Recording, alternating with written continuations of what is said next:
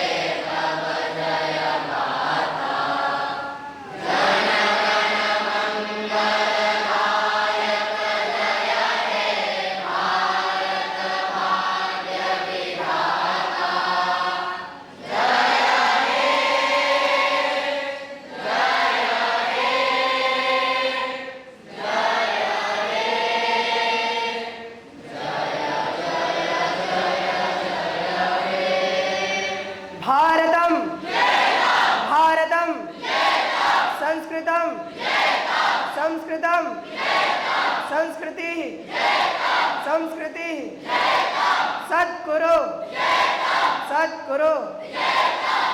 सरस्वती नमस्तुभ्यं वरदे कामरूपिणी सत्रारम्भं करिष्यामि सिद्धिर्भवतु मे सदा या देवी सर्वभूतेषु विद्यारूपेण संस्थिता नमस्तस्यै नमस्तस्यै नमस्तस्यै नमो नमः।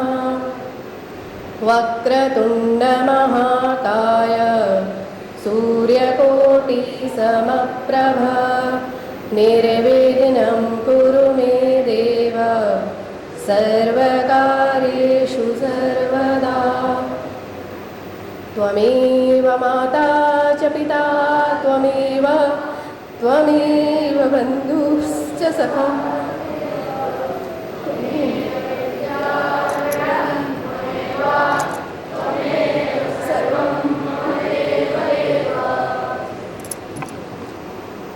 अवधूत भगवान नित्यानंद तातो स्मरणीय भगवान अवधूत नित्यानंद ध्यान क्रांति के प्रवर्तक बाबा मुक्तानंद जी और हम सभी के हृदय सम्राट पथ प्रदर्शक मार्गदर्शक परम पूज्य श्री गुरुदेव के चरणों में मेरा प्रणाम। उपस्थित स्वामी करुणानंद जी, कोमलानंद जी को मेरा ओम नमो नारायणाय। श्री मुक्तानंद संस्कृत महाविद्यालय के वरिष्ठ आचार्य वाचस्पति गुरु जी, हमारे प्रधानाचार्य जी दिनेश चंद्र कड़कोटी जी, समस्त अध्यापक अध्यापिकाओं को मेरा नमो नमः। उपस्थित सभी छात्रों का, सभी जो भी इस सभा में उपस्थित हैं, सभी को मेरा जय गुरुदेव।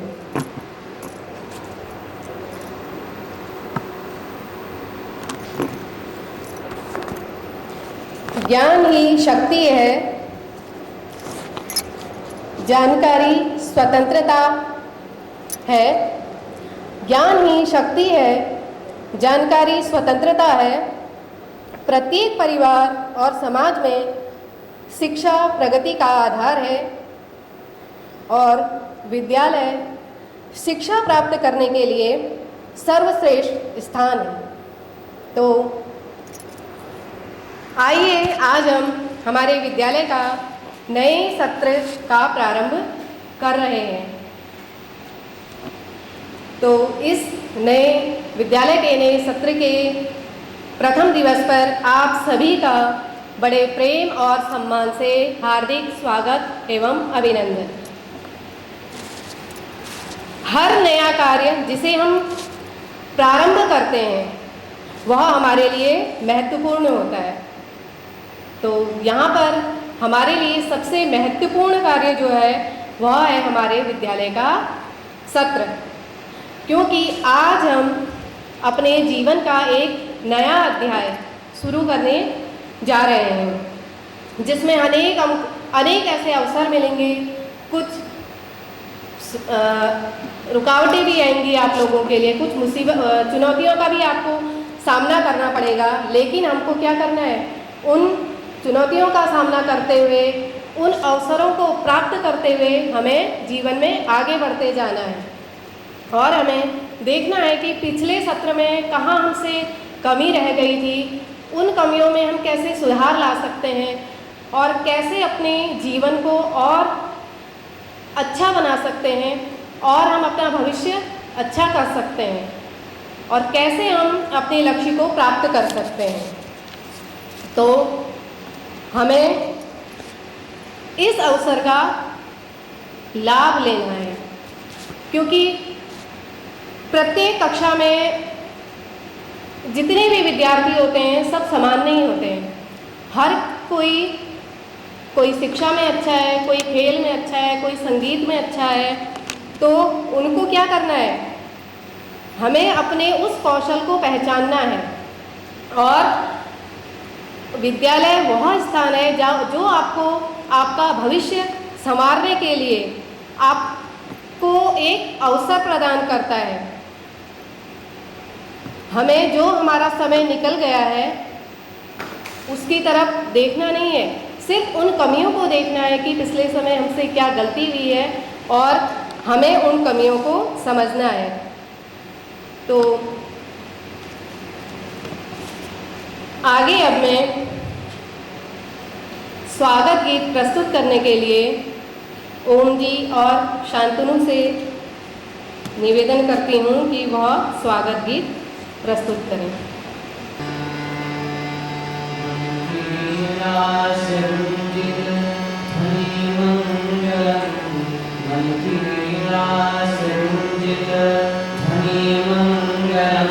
स्वागतम स्वागतम स्वागतम स्वागतम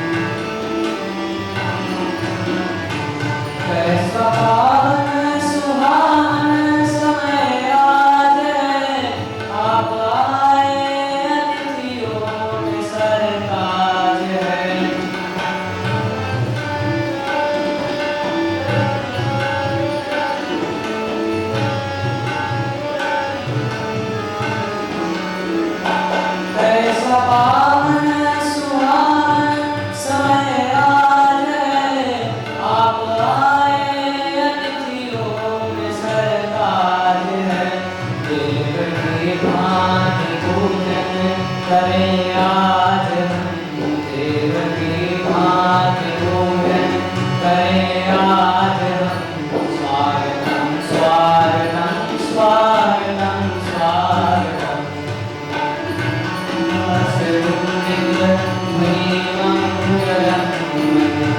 स्वागतम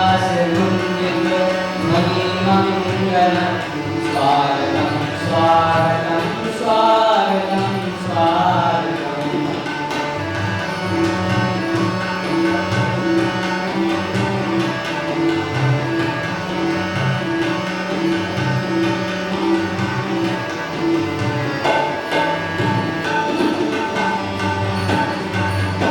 मन की बगिया से हमने कलियां चुनी, मन की बगिया से हमने कलियां चुनी।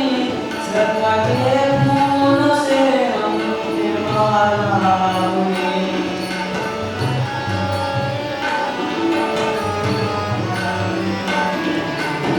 मीरा से कुंजित मणि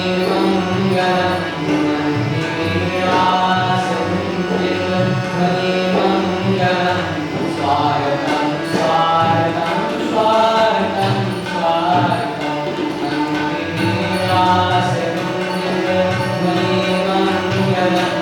स्वागतम स्वागतम स्वागतम स्वागतम।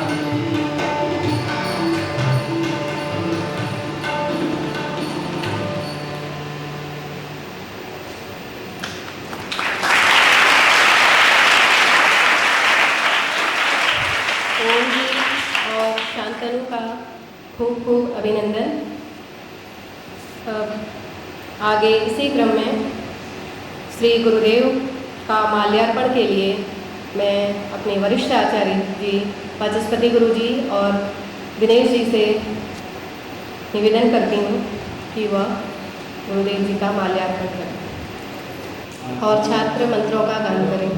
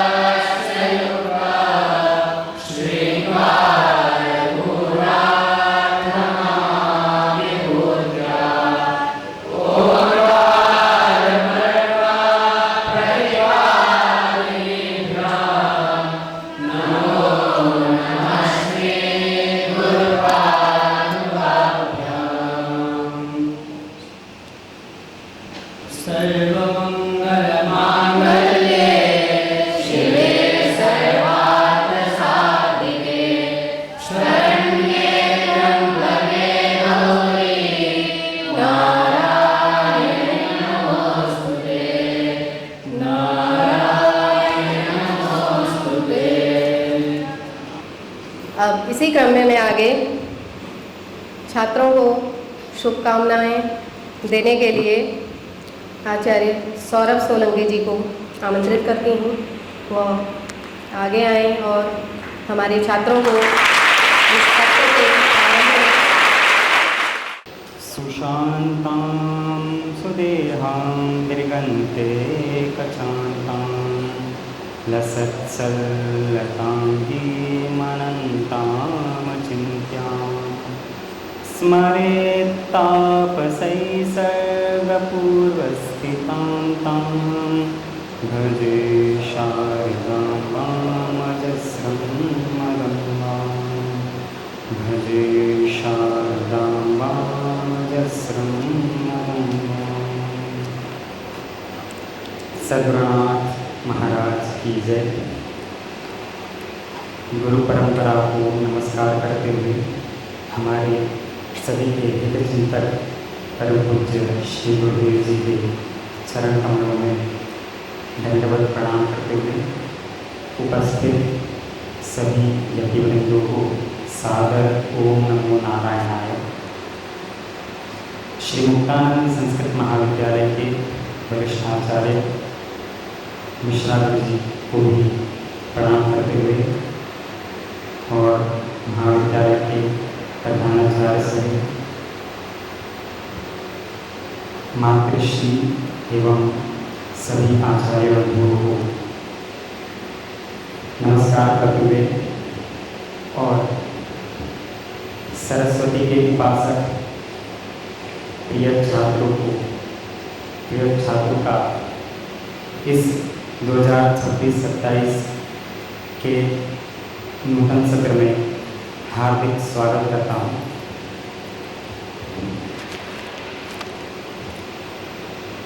यहाँ पर आप देख पा रहे हैं जैसे कि केवल गुजरात या फिर नज़दीक के जो प्रदेश है वहाँ से ही नहीं अपितु संपूर्ण भारतवर्ष से कई छात्र आए हैं।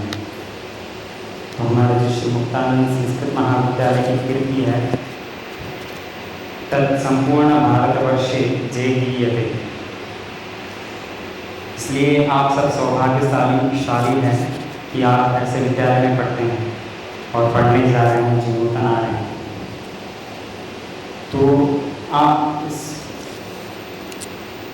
ये केवल विद्यालय या आप जैसे पहले पढ़ते होंगे स्कूल इत्यादि की तरह नहीं है, एक गुरुकुल है। हम गुरु के कुल में, गुरु के स्थान में रहकर उनकी सेवा करते हुए विद्या का ग्रहण करते हैं। ये हमारी पूर्व काल से ये परंपरा चली आ रही है। आपने दोहों में भी पढ़ा होगा, गुरु गृह गए पढ़न रघुराई अल्पकाल सब विद्या। तो ये प्राचीन परंपरा है और सर्व उत्कृष्ट परंपरा है। यदि हम इस जीवन पद्धति में, हम इस पद्धति में, गुरुकुल पद्धति में अध्ययन करते हैं तो हम केवल किताबी ज्ञान नहीं लेते हैं अपितु जीवन की शिक्षा का ग्रहण करते हैं। हमको जीवन किस प्रकार जीना है उस प्रकार उसकी शिक्षा का हम यहाँ पे अध्ययन करते हैं, वो शिक्षा हम ग्रहण करते हैं। तो आपके जीवन में आप अभी दूर आए घर से, जो यहाँ पे 1, 2, 3, 4, 5 साल से रह रहे हैं, उनको अभ्यास हो चुका होगा, कोई अभ्यासरत है। जो नए आए हैं उनको भी मैं शुभकामना देता हूँ कि आप यहाँ पर रह करके अच्छी शिक्षा का ग्रहण करें और जो यहाँ पे सिखाया जा रहा है, आप केवल आपको यहाँ पे किताबी ज्ञान नहीं, तो आप प्रतिदिन सुबह से लेकर रात्रि तक आपके नियम में और दिनचर्या में कुछ न कुछ सीखने को आपको मिलता रहता है। तो आप ये मत सोचिए कि ये मैं क्यों सीखूँ, ये मैं क्यों करूँ। अभी आपको ये समझ नहीं आएगा कि इसका ये सीखने से मुझे क्या रहा, लेकिन जब आप बड़े होंगे, 12वीं में जाएंगे, तो आपके पास बहुत सारे रास्ते खुले होंगे। तो आपको समझ में स्वयं आएगा कि मैं ये भी कर सकता हूँ, ये भी कर सकता हूँ, ये भी कर सकता हूँ। तो आपको जो दिशा में जाएंगे उसी दिशा में आप आगे बढ़ते चले जाएंगे। जीवन में कठिनाई आएगी, पढ़ते हुए आपको कठिनाई आएगी, तो आपको ध्यान में रखना है। जिस प्रकार आप चींटी को देखते होंगे, चींटी दीवार पर चढ़ती है, गिरती है, फिर चढ़ती है, फिर गिरती है। जब तक वो अपने लक्ष्य को प्राप्त नहीं करती तब तक वो उस कार्य में संलग्न रहती है। तो आपको मैं विचार कर रहा था तो क्या संदेश आपको देना चाहिए। तो मेरे चिंतन में 3 बात आई।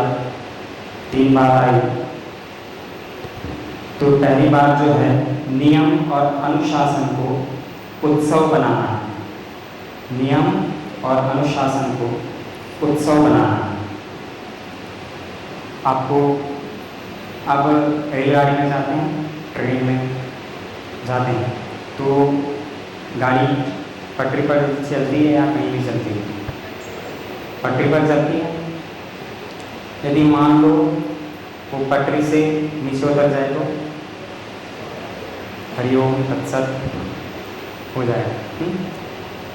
तो वो जो पटरी है वो नियम हैं, अनुशासन है, और ये रेलगाड़ी हमारा जीवन है और इसमें हम सफ़र कर रहे हैं, यात्री है।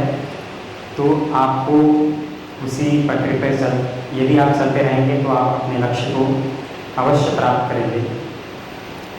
आप प्रकृति में भी देखते होंगे कि पहले सर्दी, गर्मी, वर्षा इत्यादि क्रम चलता रहता है, ऋतुओं का क्रम है, मासों का क्रम है। यदि गर्मी के समय बरसात, बरसात के समय गर्मी हो जाए, सर्दी के समय गर्मी हो जाए तो क्या होगा? क्या होगा, है ना? आप जो कार्य करते हैं, जैसे किसान हैं, उनको समझ में आएगा कि अब बारिश, पानी चाहिए लेकिन अकाल पड़ा हुआ है तो फसल नहीं मिलेगी।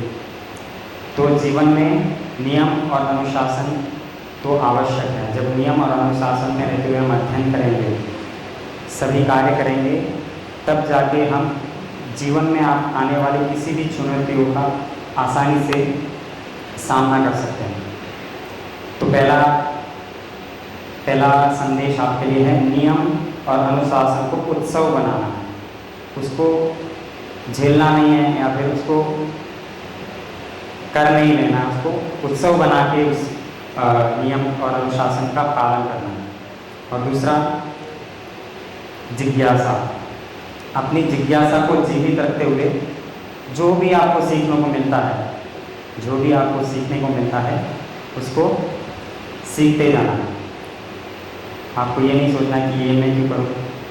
आपको यहाँ पर संगीत सीखने को मिलेगा, कंप्यूटर सीखने को मिलेगा, संस्कृत तो सीखेंगे ही, और भी बहुत सारी चीज़ें आपको सीखने को मिलेगी। तो जो जहाँ आप जो सीख सकते हैं उसको सीखते रहना है। अपनी जिज्ञासा को जीवित रखते हुए आपको सारी चीज़ सीखनी है। और अब समूह में रहते हैं और परम पूज्य श्री गुरुदेव प्रतिदिन कहते रहते हैं और हम सुबह शाम गाते भी हैं, संगच्छध्वम संवदध्वम। तो विनम्र भाव से, तीसरा संदेश ये है, विनम्र भाव से एक दूसरों का सहयोग करना है ना।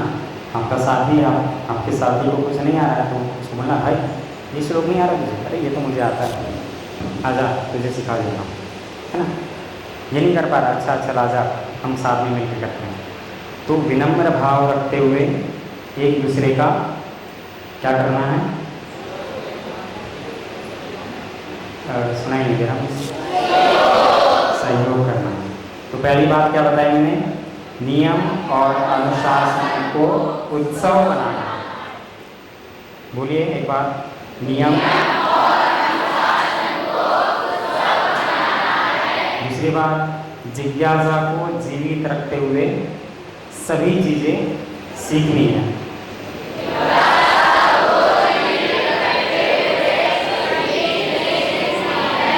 और विनम्र भाव रखते हुए एक दूसरों का संयोग करना है।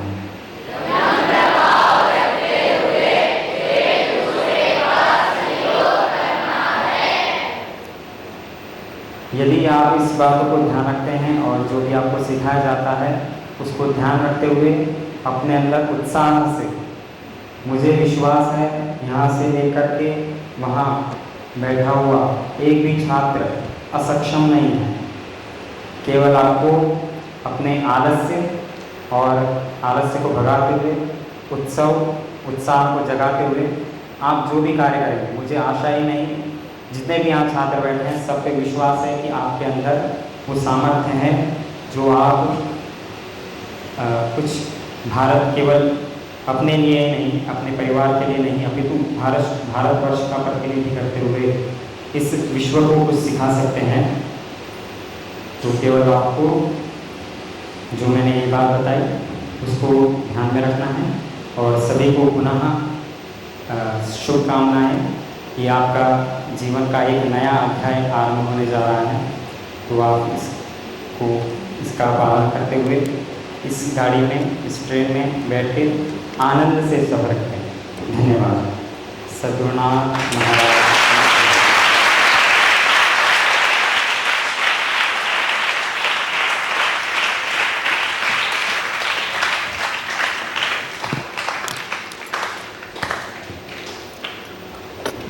आचार्य सौरभ सोलंकी जी का खूब खूब अभिनंदन। वह भी आपकी तरह ही छोटी सी उम्र में कक्षा 8 या 9 से यहाँ विद्यालय में गुरुकुल में आए, यहीं से वह यहाँ तक पहुँचे हैं। उन्होंने भी जो आपको ये बातें बताई, अनुशासन में रहना, विनम्रता, जिज्ञासा, ये सब पहले उन्होंने खुद उस पर काम किया, उसको अपने जीवन में उतारा, तभी वो आज आपको यह सब करने के लिए कह रहे हैं। तो हमें भी सिर्फ किताबी ज्ञान तक सीमित नहीं रहना है, हमें भी अपने जीवन में अनुशासन लाना है, एक जिम्मेदार छात्र व्यक्ति बनना है और अपने अंदर उत्सुकता बनाए रखनी है, जिज्ञासा बनाए रखनी है। जब ये जिज्ञासा अपने अंदर बनाए रखोगे तभी जीवन में कुछ कर पाओगे। और हम भी चाहते हैं कि हमारे पास आओ, हमारा पूरा विद्यालय परिवार, सभी शिक्षक टीम जो है वह सब आपके लिए ही है। आप किसी भी समय उनके पास आ सकते हैं, वह आपको सही मार्गदर्शन देगी। आपको सिर्फ उस दिशा में चलना है, उस मार्ग पर चलना है, तभी जीवन में कुछ कर पाओगे। अब आगे इसी क्रम में मैं अपने विद्यालय की आचार्य चेतसी देसाई जी को आमंत्रित करती हूँ, आएँ और हमारे छात्रों को शुभकामनाएं प्रदान करें।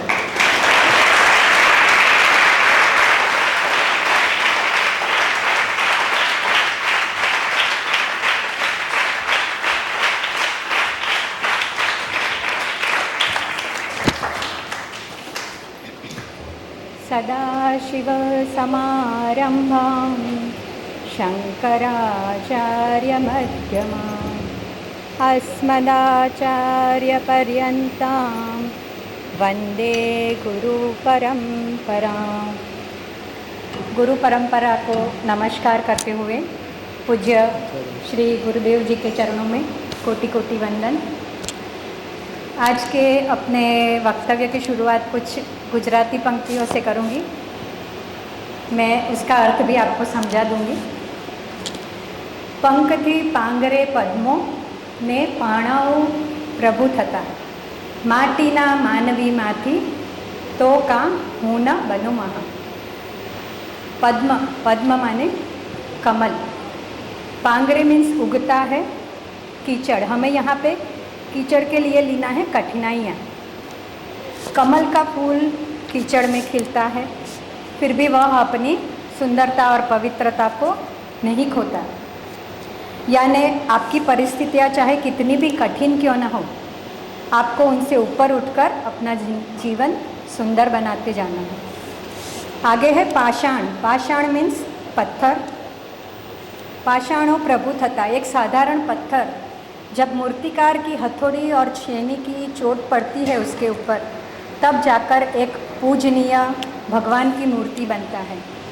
इसका मतलब है कि मेहनत, अनुशासन और संघर्षों को सहकर एक साधारण व्यक्ति भी आदरणीय बन सकता है। तो माटीना मानवी माथी तो काहूँ न बनू महा, मीन्स कीचड़, पत्थर जैसी निर्जीव चीज़ें अगर इतनी श्रेष्ठतम बन सकती है तो मनुष्य ईश्वर की श्रेष्ठतम और बुद्धिमान रचना है। मनुष्य के पास सोचने, समझने और बदलने की शक्ति है, इसलिए हर व्यक्ति के भीतर महान बनने की पूरी क्षमता छिपी हुई है। आप सभी को विद्यालय के नूतन शैक्षणिक वर्ष की हार्दिक शुभकामनाएं। आप सभी का बड़े प्रेम और सम्मान के साथ स्वागत, हार्दिक स्वागत। इस वर्ष हमारे साथ कुछ नूतन छात्र भी जुड़े हैं, उनका भी हार्दिक स्वागत।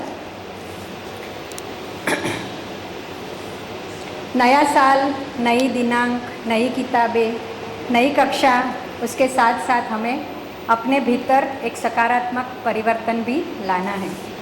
परीक्षा में उत्तीर्ण होकर अगली कक्षा में तो हम ज़रूर गए हैं, किंतु हर दिन किसी और से नहीं, अपने आप से प्रतियोगिता करना है। कल जो थे उससे हमें बेहतर बनते जाना है। सफलता का कोई शॉर्टकट नहीं होता। निरंतरता, हर दिन का एक छोटा प्रयास एक बड़ी सफलता की नींव बनता है। फिर थोड़ा गुजराती। भणता पंडित नीपजे ने लखता लहियो थवाई, चार चार गांव चालता लांबो पंथ कपाए। कुछ 2 दिन पहले 8वीं कक्षा में ये मैंने बताया था। कोई भी व्यक्ति जन्म से ज्ञानी नहीं होता, निरंतर पढ़ाई से ही इंसान विद्वान बनता है। इसी तरह लगातार लिखने के अभ्यास से इंसान कुशल लेखक बन सकता है। जब हमें कोई बहुत लंबी यात्रा तय करनी है तो हम एक ही छलांग में वहाँ नहीं पहुँच सकते, लेकिन यदि हम रोज़ थोड़ा थोड़ा करके 4-4 गांव चलना शुरू करेंगे तो अंततः मंजिल तक ज़रूर पहुँच जाएंगे। ठीक वैसे ही बड़े लक्ष्य भी छोटी और निरंतर कोशिशों और आत्मविश्वास से पूरे होते हैं, क्योंकि लहरों से डरकर नैया पार नहीं होती, कोशिश करने वालों की कभी हार नहीं होती। और आप सब ज़रूर बहुत भाग्यशाली हैं कि इस पुण्य भूमि पर पूज्य श्री गुरुदेव जी की छत्र छाया में हैं और अपने जीवन को हर तरह से उन्नत बनाते जाएं। अंत में कहने के लिए बहुत कुछ है, लेकिन कुछ हिंदी पंक्तियाँ। राह संघर्ष की जो चलता है वही संसार को बदलता है, जिसने रातों से जंग जीती है सूर्य बनकर वही चमकता है। तो आप सब भी सूर्य की तरह चमको और अपने माता पिता व विद्यालय का नाम रोशन करो। शुभकामनाओं के साथ सब मेरे साथ माँ सरस्वती को प्रार्थना करेंगे, आंखें बंद करके, हाथ जोड़ के। सरस्वती नमस्तुभ्यं वरदे कामरूपिणे, विद्यारंभं करिष्यामि, सिद्धिर्भवतु मे सदा। बहुत बहुत शुभकामनाएं। धन्यवाद।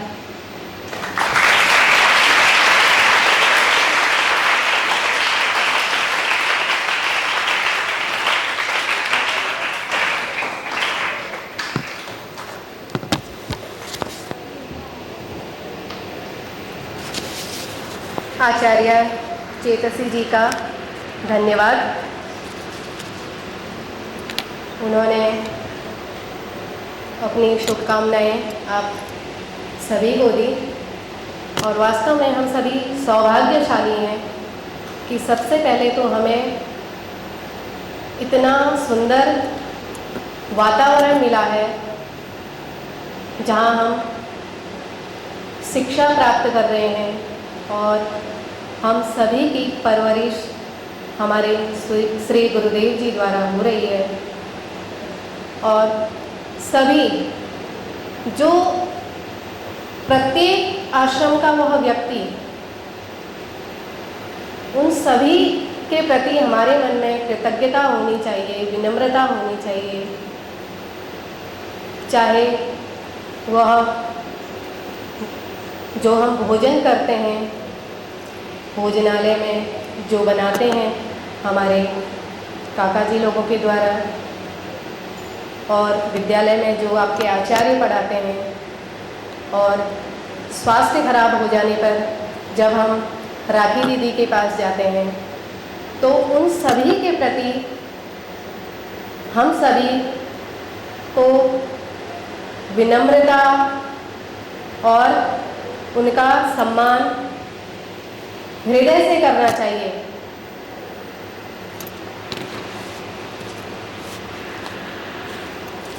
आगे इसी क्रम में मैं अब आचार्य पूर्णानंद जी को आमंत्रित करती हूँ कि वह हमारे छात्रों के नए सत्र के इस प्रथम दिवस पर उनको कुछ आशीर्वाद देंगे।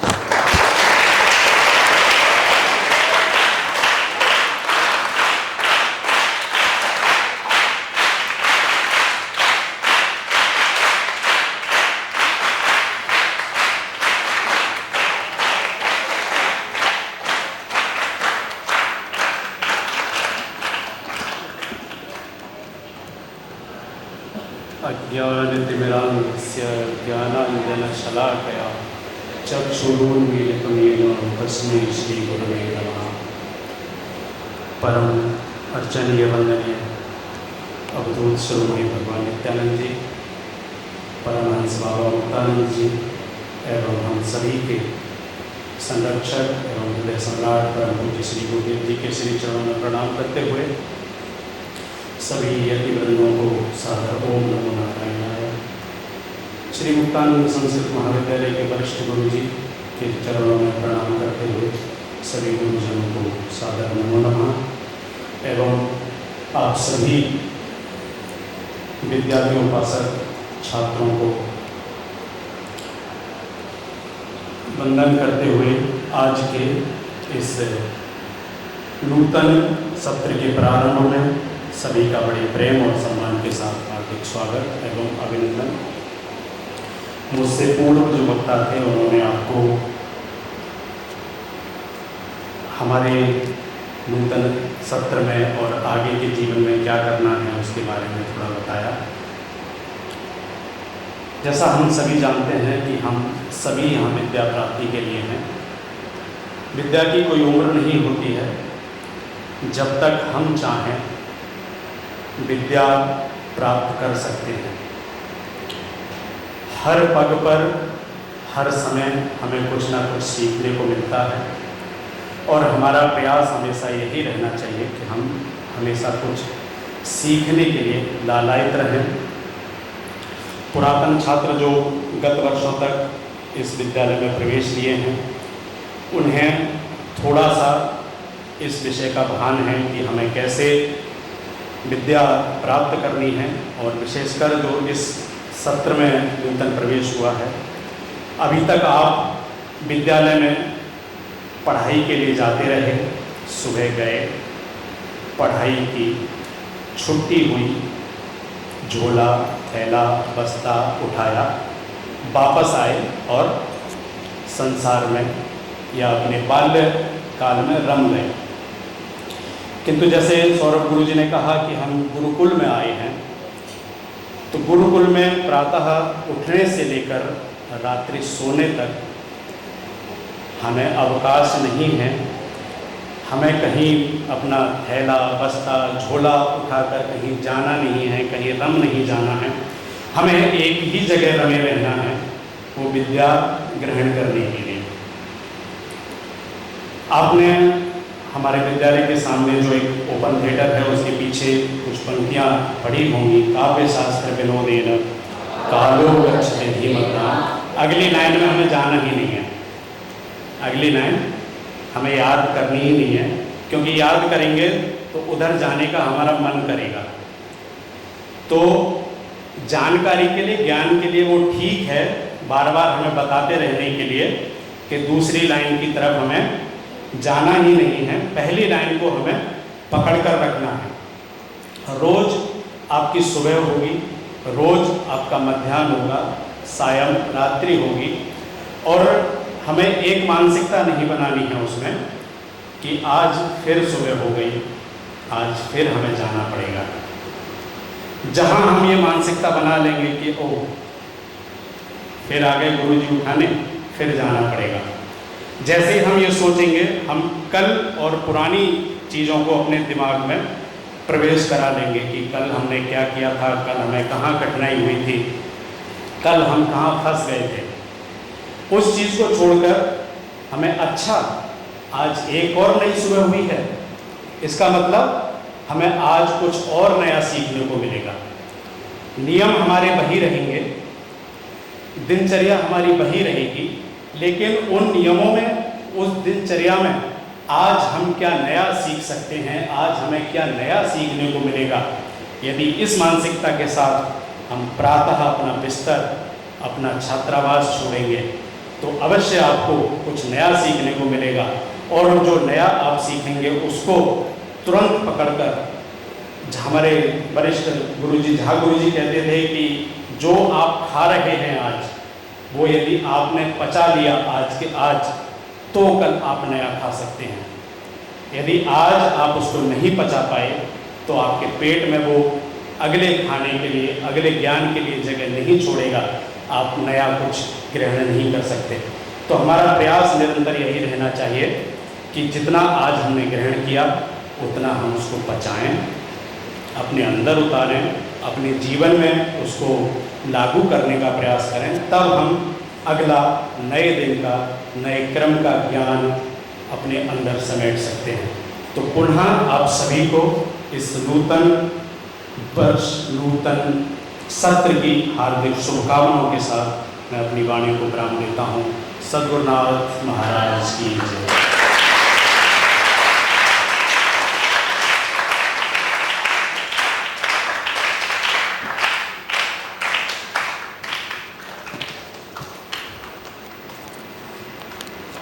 आचार्य पूर्णानंद जी का खूब खूब आभार। नया सत्र हमारे लिए नए अवसर, नए लक्ष्य लेकर के आया है और उसमें हमें सबसे पहले अनुशासन में रहना, कैसे हमें बैठना है, तो यहीं से शुरुआत होती है अनुशासन की। कोई बोल रहा है, यहाँ पे आपको कुछ बता रहा है, तो सबसे पहले बैठना सीखें, सुनना सीखें, तब हम आगे के क्रम में जाएंगे। और अपने चरित्र निर्माण, ये भी छात्र के जीवन में बहुत अनिवार्य है कि हमारा चरित्र कैसा है, वह उसके स्वयं के हाथ पर है, हाथ में है। अपना चरित्र कैसे बनाना है, कैसे बिगाड़ना है, तो हमारा स्वयं का प्रयास होना चाहिए कि हमारा चरित्र अच्छा हो, हम अनुशासित रहें और हमारी जो दैनिक दिनचर्या है, अगर उसके अनुसार हम चलें तो हमारा पूरा सत्र उत्तम ही चलेगा। अगर एक ने भी कहीं से कहीं गड़बड़ कर दी तो फिर आपको पता है क्या होता है। तो सभी को अपनी दिनचर्या का पालन करना है, अनुशासित रहना है, अपने से बड़ों का सम्मान करना है। और जो नए छात्र आए हैं, जिनको अभी जो अच्छे से अभी हमारे साथ घुले मिले नहीं हैं, उनको साथ लेकर के चलना है, उनको डांट कर नहीं, प्रेम से समझाना है, अपने साथ प्रेम से लेकर के चलना है। कुछ गलत कर रहा है तो उसको बताना है कि ये नहीं करना है, डांट कर नहीं, दादागिरी से नहीं, प्यार से। क्योंकि जब आप नए आए थे तो आपको भी प्रेम से ही समझाया गया हो। और हम सभी जितने भी हम आश्रम में रहते हैं, यह एक क्या है, परिवार है, परिवार की तरह हम रहते हैं, 24 घंटा आपके साथ रहते हैं। तो हमें सबसे पहले अपने अंदर अनुशासन लाना है। छात्र जीवन की सबसे प्रथम सीढ़ी है अनुशासित जीवन। इसी क्रम में अब मैं छात्रों को शुभकामनाएं उनके जीवन के लिए प्रदान करने के लिए आचार्य दिनेश चंद्र गढ़कोटी जी को आमंत्रित करती हूँ। वो आए और छात्रों को अपना आशीर्वाद प्रदान करें।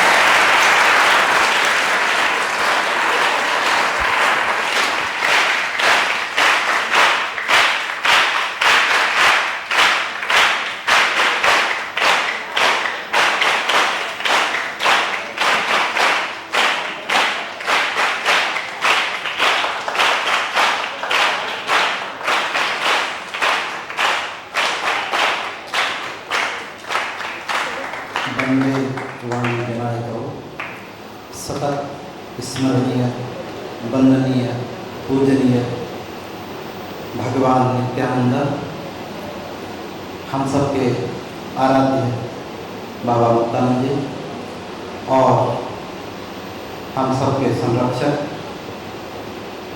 पालनकर्ता, इस संस्कृति का संरक्षण करने वाले पूज्य श्री गुरुदेव के श्री चरणों में दंडवत प्रणाम करते हुए समुपस्थित स्वामी बिंदु को, पूज्य मिश्र गुरु जी को, समस्त गुरुजनों को, विवेक जी को और मातृशक्तियों को और आप सभी माँ सरस्वती के उपासकों का इस सत्र के प्रथम दिवस में बड़े प्रेम और सम्मान से हार्दिक अभिनंदन करता हूँ। यूँ तो देखा जाए सत्र का प्रारंभ हमारे यहाँ निरंतर ही रहता है। विद्यालय एक दिनचर्या है। हम इस परिसर के अंदर जब प्रवेश कर जाते हैं वहीं से हमारी शिक्षा प्रारंभ हो जाती है। मैं ये मानता हूँ कि जो हमारा अध्ययन है मात्र पुस्तकों तक सीमित नहीं है। जीवन एक अलौकिक है। उस अलौकिक जीवन को रंगों से भरने के लिए विभिन्न प्रकार के रंग चाहिए। इसलिए आप ही नहीं विद्यार्थी हैं, हम भी विद्यार्थी हैं। निरंतर हम कुछ न कुछ सीखते हैं। ये तो एक वर्ष का एक पाठ्यक्रम संपन्न होके अगले वर्ष के लिए नूतन छात्रों का उस पाठ्यक्रम को पढ़ने के लिए प्रथम दिवस है। तो ज्ञान तो अनंत है, वो तो हम कभी समाप्त नहीं होता है, उसको हमको ग्रहण करते ही रहना है।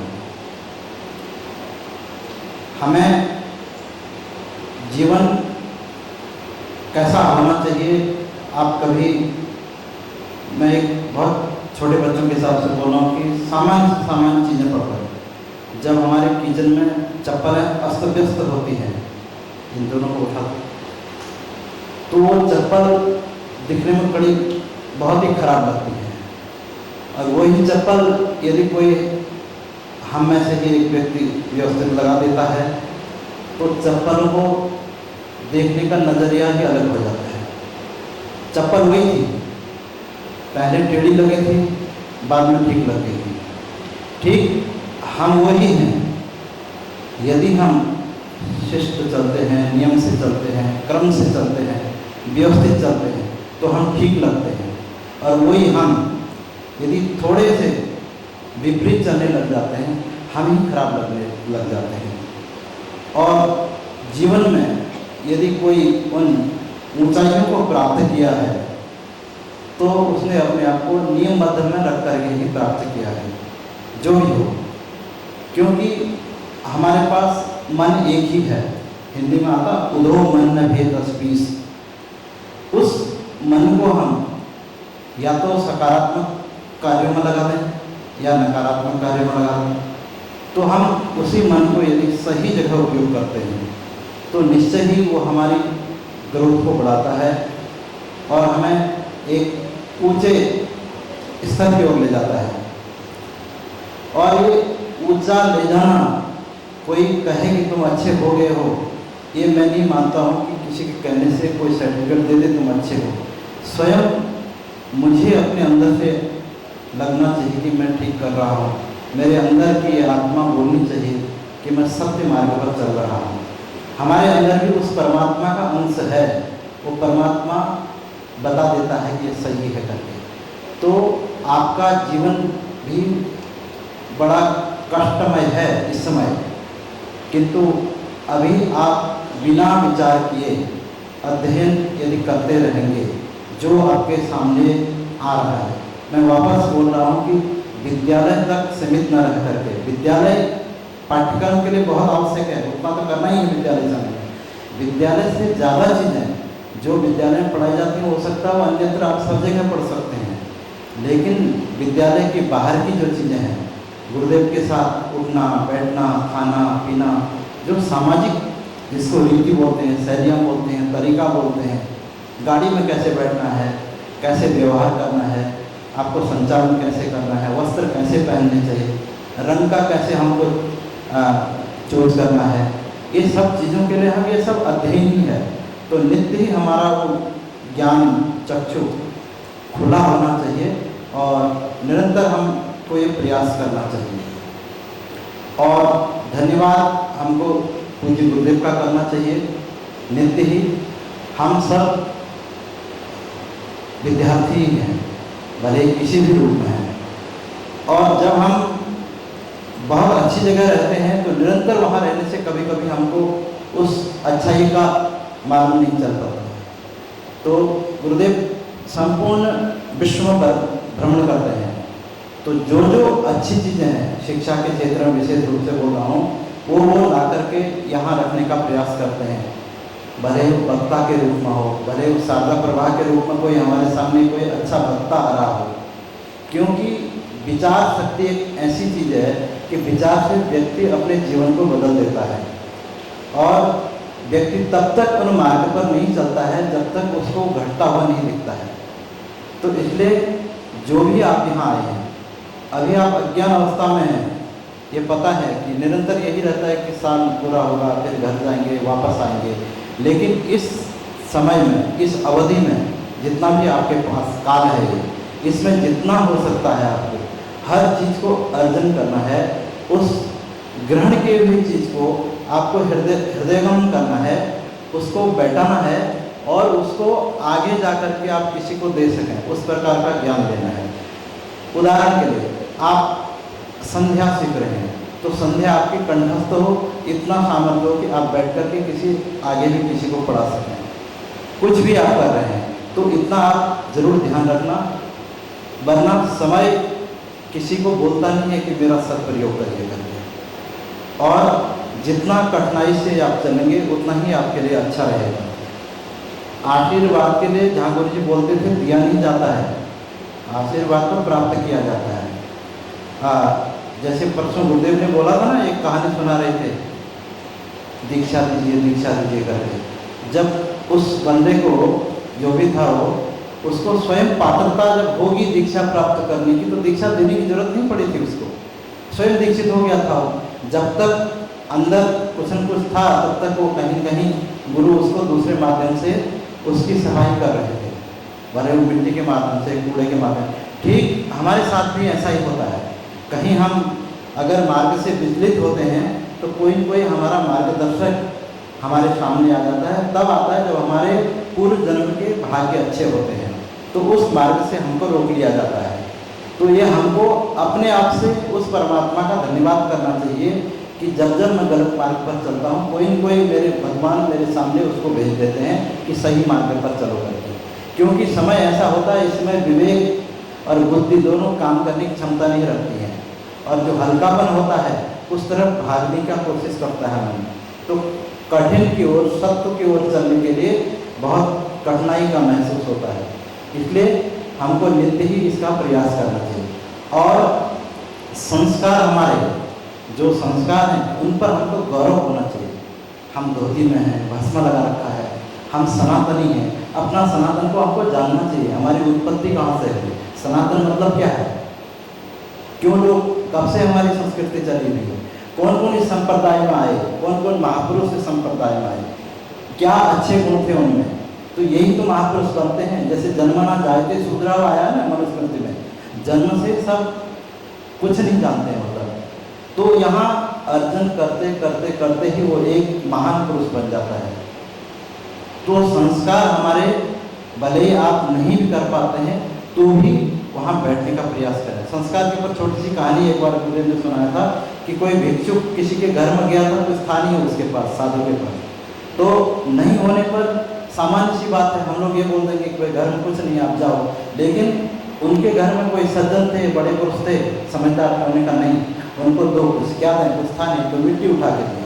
तो मिट्टी उठा के देना ये नहीं था कि क्यों दिया, उद्देश्य ये था कि आने वाले पीढ़ी में भविष्य में बच्चे का हाथ हमेशा देने वाला बने, संस्कारवान बने, तो कुछ तो दे। अगर उस दिन उस संस्कार से वंचित कर देते, नहीं देते गुरु उसको, जो भी उनके पितामह या जो भी रहे होंगे, तो बच्चे का एक हमेशा के लिए प्रयास होता था, नहीं देते हैं तो भी चलता है। इसलिए संस्कार बना रहे, इस कारण से उस मिट्टी को उसको दिया। तो संस्कार की उत्पत्ति घर से ही होती है। इसलिए यहाँ आपको जो भी मिलता है, संस्कार मिलते हैं, ये सत्य है, कठिन है सब जगह। सौरभ गुरु जी ने, सीमा जी ने बहुत अच्छा आपको समझाया है। लेकिन ये प्रथम दिवस है, पूरे साल आपको सुनते रहना पड़ेगा, पढ़ते रहना पड़ेगा, लगे रहना पड़ेगा। और आज जैसे परसों ही कल हम लोग परिचय कर रहे थे बच्चों से, तो अपना परिचय देने में थोड़ा सा हिचकिचा रहे थे। तो प्रथम दिवस आपकी स्थिति नहीं है, सबकी यही स्थिति होती है। तो आप ये सोचिए कि आज के दिवस में आपकी ये स्थिति है, क्या 1 महीने के बाद आप में कितना परिवर्तन हो गया है, आप में कितने श्लोक याद कर रहे हैं, आप कितना शब्द बोल पा रहे हैं। तो धीरे धीरे आपका निर्माण होगा। तो निर्माण की अवधि यहीं से है। तो इस लक्ष्य को जरूर ध्यान रखें कि हम कहाँ से आए हैं और किस लिए आए हैं। तो अध्ययन आपका मुख्य होना चाहिए, अध्ययन विद्यालय में मुख्य हो। बाकी जो आपके पास है उस पर भी मन लगा करके जितनी श्रद्धा से आप कर सकते हैं, क्योंकि ये एक आश्रम है। आश्रम में जो भी करेंगे वो उसको करने से आपको पुण्य मिलेगा, वो प्रत्यक्ष आपको नहीं दिखेगा, कभी न कभी उसका हमारे मन पर, आत्मा पर कहीं न कहीं उसका प्रभाव पड़ेगा। तो इन सभी का श्रेय पूज्य गुरुदेव को जाता है। तो हम सभी उनका अभिनंदन करते हैं, क्योंकि इतने लोगों को, पहले कुलपति हुआ करते, कुलपति मतलब आश्रम के जो मठाधिपति होते थे उन्हीं को कुलपति बोलते थे। अभिज्ञान शाखा में विद्यालय में वर्णन है। तो कुलपति का मतलब यही होता है जो हजारों शिष्यों को अपने आश्रम में पालते हैं, कहाँ कहाँ से ला करके क्या क्या अच्छी अच्छी व्यवस्थाएं करते हैं।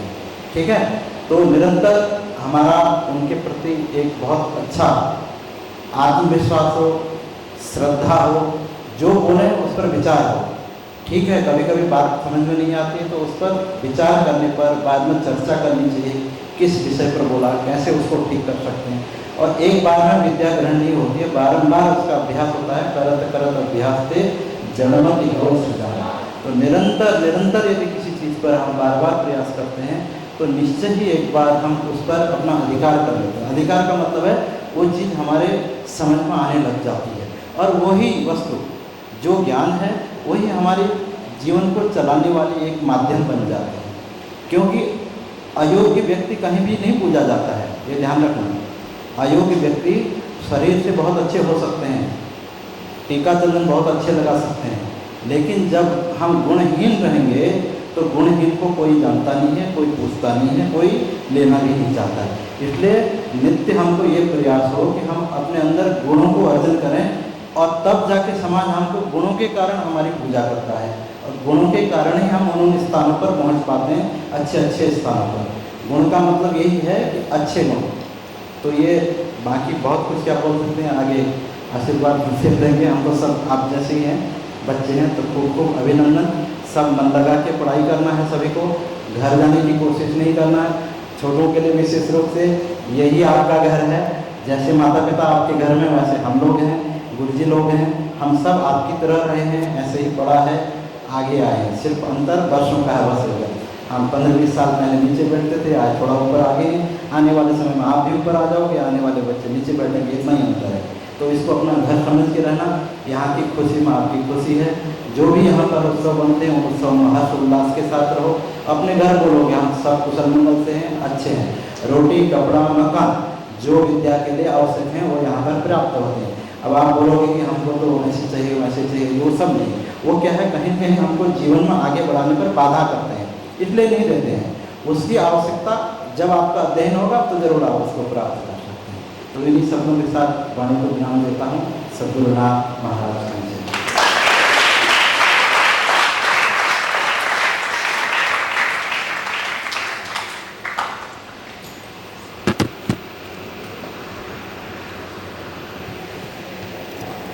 आचार्य दिनेश जी का खूब खूब धन्यवाद। शारदा कला के डायरेक्टर डॉक्टर विवेक देसाई जी का भी हमारे इस विद्यालय के सत्र के प्रारंभ में हार्दिक स्वागत है। और डॉक्टर राखी दीदी, डॉक्टर जैन जी, डॉक्टर मनीष जी, जो हम सभी के स्वास्थ्य का उत्तम प्रकार से ध्यान रखते हैं, उन सभी का भी हम सभी की ओर से हार्दिक स्वागत है। ऐसे ही वह हम जब कुछ भी हमें होता है तो हमेशा तत्पर रहते हैं। राखी दीदी से तो मैं हमेशा उनको देख करके प्रेरणा लेती हूँ कि हमेशा लगे ही रहती हैं, तो हमें भी उनसे प्रेरित होना चाहिए। और आश्रम में अपनी सुनीता आंटी हैं, सुनीता आंटी का भी हार्दिक स्वागत है। आश्रम में भी ऐसे अन्य हमारे बड़े जो किसी न किसी प्रकार से हर किसी की, हमारे चाहे भोजन कहें, गुरुदेव के प्रति तो हम सब का मैं आभार व्यक्त करती ही हूँ, क्योंकि सब उनके ही द्वारा सब कुछ हो रहा है। और अन्य सभी जो जिनसे हम प्रेरित होते हैं, उन सभी को देख करके हमें अपने जीवन में प्रेरणा लेनी चाहिए कि कैसे वो अपने जीवन को जी रहे हैं। और जो हमें यहाँ पर साधन मिले, चाहे पुस्तकें हैं, उन पुस्तकों को भी हमें फाड़ना नहीं है। मिली है तो आगे हमारे भाई बहन उनको पढ़ेंगे, जैसे आपको मिली है तो वैसे ही उसको सुरक्षित रखें। और संगीत के चाहे वाद्य यंत्र हैं, ऐसा नहीं बजाया तो ऐसे ही छोड़ दिया। वह विद्या हमें तभी मिलेगी जब हम उसका सम्मान करेंगे, उसके प्रति क्या करेंगे, उसका सम्मान करेंगे, उसको अच्छे से रखेंगे, तभी वो विद्या हमें प्राप्त होगी। नहीं तो वो विद्या हमें प्राप्त नहीं होगी। पुस्तकें मिली फाड़ दी, तो उन सभी का हमें सम्मान करना है, सुरक्षित रखना है। आज हमने पुस्तकें पढ़ी हैं तो कल हमारे भाई आगे पढ़ेंगे उन पुस्तकों से। और हमें अपने जीवन में, मैं आपको 3 मूल मंत्र देती हूँ। सबसे पहले, अभी तक सभी ने बोला अनुशासन। अनुशासन सफलता की पहली सीढ़ी है। समय का पाबंद होना, हमें अपने दैनिक कार्यों में नियम से चलना, तभी हम अपने जीवन को बहुत आगे ले जा सकते हैं और अपने लक्ष्य को प्राप्त कर सकते हैं। दूसरी है निरंतरता। निरंतरता कि एक दिन में हम सब कुछ नहीं सीख सकते हैं। अगर हम प्रयास करें तो हर दिन हम थोड़ा थोड़ा सीखने का प्रयास करें तो हम में क्या एक नया बड़ा बदलाव हम अपने जीवन में ला सकते हैं और अपने कार्यों में हम निरंतरता को बनाए रख सकते हैं। और उसके लिए क्या होना चाहिए, हमारे अंदर उत्सुकता और जिज्ञासा का होना आवश्यक है, तभी हम किसी कार्य को सीख सकते हैं। और तीसरा है सहानुभूति और सम्मान। हमें अपने आश्रम में जितने भी बड़े हैं उनका सम्मान करना, अपने शिक्षकों का सम्मान करना और अपने जो भाई हैं, छोटे या बड़े सहपाठी, सभी का सम्मान करना चाहिए। क्योंकि हमारा पूरा आश्रम क्या है, एक परिवार है। हम यहाँ पर एक परिवार की तरह रहते हैं, तो हम सभी के प्रति सहानुभूति और सम्मान का भाव रखें, आपस में मिलजुल कर रहें। तो इन 3 मंत्रों को अगर हम अपने जीवन में उतार लेंगे, अनुशासन, निरंतरता और सहानुभूति और सम्मान, तो हम अपने लक्ष्य की ओर आगे बढ़ सकते हैं। तो निश्चित ही हमारा भविष्य आगे उज्जवल ही होगा। अब मैं छात्रों को सत्र की शुरुआत के प्रथम दिवस पर आचार्य वाचस्पति गुरुजी को आमंत्रित करती हूँ, वह आए और छात्रों को अपना आशीर्वाद प्रदान करें। आचार्य वाचस्पति गुरुजी।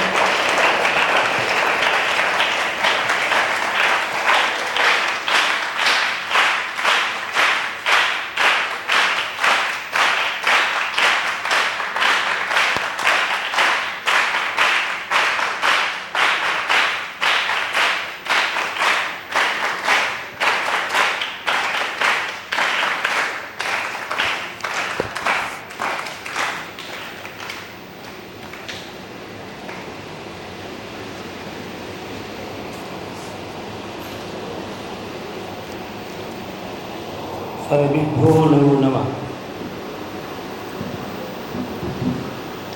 वन्दे बोधमयं नित्यं गुरुं शङ्कररूपिणं यमाश्रितो हि वक्रोऽपि चन्द्रः सर्वत्र विद्यते। सीतारामगुणग्राम पुण्यारण्यविहारिणौ वन्दे विशुद्धविज्ञानौ कवीश्वरकपीश्वरौ। उद्भवस्थितिसंहारकारिणीं क्लेशहारिणीं सर्वश्रेयस्करीं सीतां नतोऽहं रामवल्लभाम्। यन्मायावसवर्ति विश्वमखिलं ब्रह्मादिदेवासुरा यत्सत्त्वादंशैव भाति सकलं रज्जौ यथा भ्रमा। यत्पादप्लवमेकमेव हि भवान् बोधेस्थितिर्षावताम्।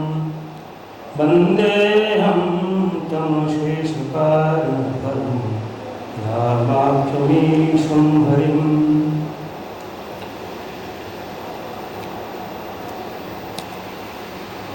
अधुना सभायां सभाध्यक्षत्वेन विराजमानाः पूज्याः गुरुचरणाः स्वामिनौ कोमलानन्दे करुणानन्दे कोमलानन्दे इति अभिधेयः। अत्र आचार्याः दिनेशजी कार्यवाहक प्रधानाचार्यत्वेन सीमाजी,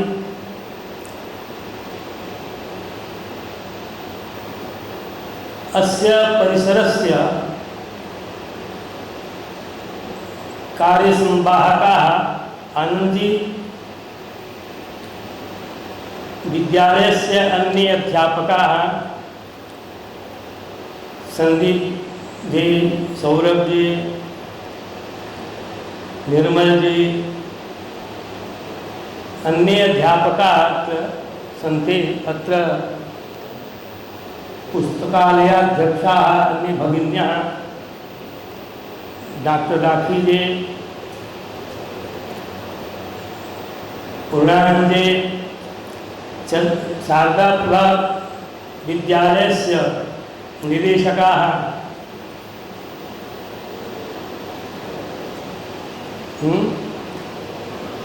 निदेशकाः अध्यक्षाः विद्यालयस्य संपादनं कुर्वन्तः पूर्णानन्दी महोदयः अधुना विजयः वर्तते। तत्र में मित्राणि डॉक्टर जैन जी, हम इनको मित्र मानते हैं। जब मिलते हैं बड़े मित्रता के साथ व्यवहार करते हैं। गायों को मैं गुड़ खिलाता हूँ तो ले आके देते हैं, मैं खिलाता हूँ, इसलिए इनको भी स्मरण करते हैं। सभी का स्मरण करके विशेष रूप से अपने केंद्र बिंदु में बैठे हुए हमारे विद्या वंश छात्र, हम आज सुबह में गुरुदेव का दर्शन करके जब आए तो शिवालय के ठीक सामने सीमा जी मिल गई। गुरु जी आपको ही बोलना है। हम अच्छा बोल रहे हैं। तो मेरा काम है कि जब मंदिर से आता हूँ तो मैं 2-4 दोहा पढ़ता हूँ रामायण का। तो मुझे एक चीज़ रामायण से याद आई। आप लोग तो बहुत कुछ बोल गए हैं विद्यार्थियों के भविष्य के लिए। आप विद्यार्थी हैं, विद्यार्थी बन करके रहें, संस्कार सीखें। लेकिन वो संस्कार हमारे आदर्श पुरुष कौन रहे? भगवान राम हमारे आदर्श पुरुष हैं। तो उन महाप्रभु के आराध्य देव के मंगलाचरण में तुलसीदास जी ने बड़ी सुंदर वंदना की है। वो मैं आज मंगलाचरण, मेरा तो मास तक चला वो पूरा हो गया, फिर से मैं चालू किया तो मैं पहले ही मेरे मन में आया कि हृदय में जो निरंतर चलता रहता है, मैं कुछ ध्यान करता हूँ तो इष्ट का और गुरुदेव का ध्यान करता हूँ, वही करना चाहिए।